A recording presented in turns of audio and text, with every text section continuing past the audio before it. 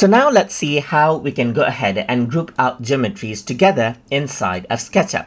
So to go ahead and do that, I'm going to go around and then take a shape, let's say for example, and draw out this shape right here just like this.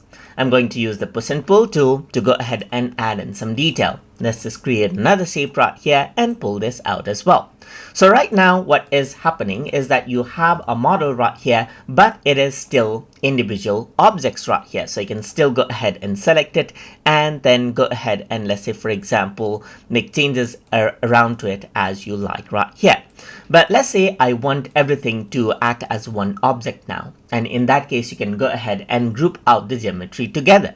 So to do that, you can go ahead and click and drag to select out the object right here, or you can triple click right here just like this 3 times, and then you get everything selected right here just like this.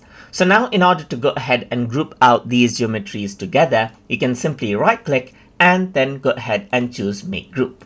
Once you do that, now this is a group as you can see right here. So if I were to go ahead and move it, this is what you have. And if I were to go ahead and resize it, you can see that now I can go ahead and resize it out as an object right here, just like this.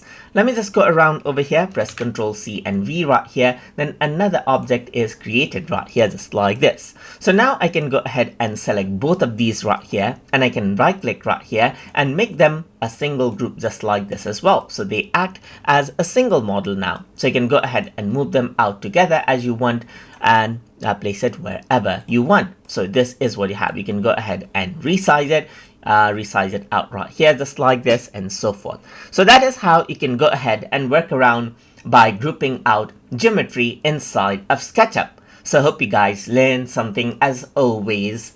And as always, please like, comment, share, and subscribe.